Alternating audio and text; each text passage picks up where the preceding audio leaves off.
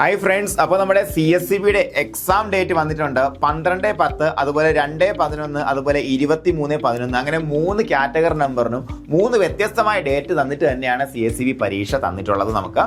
അപ്പോൾ അതിന് ഒരുപാട് ഗുണങ്ങളുണ്ടെന്ന് വെച്ചാൽ ഗുണങ്ങളുണ്ട്, കുഴപ്പമില്ല. നമുക്ക് ഒരു എക്സാം ഇച്ചിരി ബാക്കോട്ട് പോയി കഴിഞ്ഞാലും ഇതിനിടയ്ക്ക് നിങ്ങൾക്ക് എക്സാം കഴിഞ്ഞിട്ടുള്ള മടി ഒഴിവാക്കാൻ വേണ്ടി ഈ ഒരു അവസരം നമുക്ക് ഉപയോഗിക്കാം. കാര്യം അടുത്ത എക്സാം വരെയല്ലേ നമ്മൾ കറക്റ്റായിട്ട് പഠിച്ചുകൊണ്ടിരിക്കാം.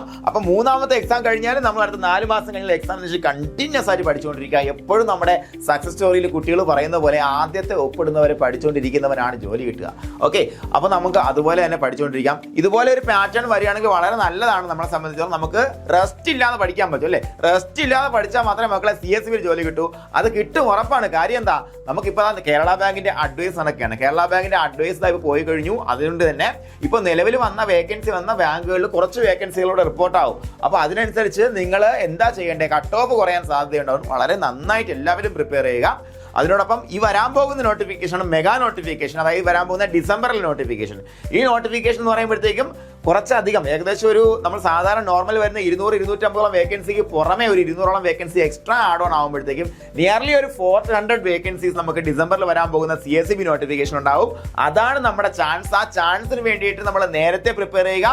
എക്സാമിനേഷൻ അതിൻ്റെ ഏകദേശം ഒരു മാർച്ച് മാസത്തിലായിരിക്കും. അപ്പോൾ അതിന് വേണ്ടിയിട്ടുള്ള ബാച്ചുകൾ സഹകാരി സ്റ്റാർട്ട് ചെയ്തിട്ടുണ്ട്. പുതിയ ബാച്ച് വരുന്നുണ്ട്. അപ്പോൾ ഓൺലൈൻ ബാച്ചിൽ പങ്കെടുക്കാൻ വേണ്ടിയിട്ട് ഉറപ്പായിട്ട് നിങ്ങൾക്ക് നമ്മുടെ സ്ട്രാറ്റജിയെ കുറിച്ച് വ്യക്തമായിട്ട് മനസ്സിലാക്കാൻ താല്പര്യം ഉണ്ടായിരിക്കും. ഇക്കഴിഞ്ഞ കേരള ബാങ്ക് റാങ്ക് ലിസ്റ്റ് ഒക്കെ തൂത്തുവാരിയ സഹകാരി റൈസ് പ്ലസിന്റെ സ്ട്രാറ്റജി നമുക്ക് നേരിട്ട് ഡിസ്കസ് ചെയ്യാം.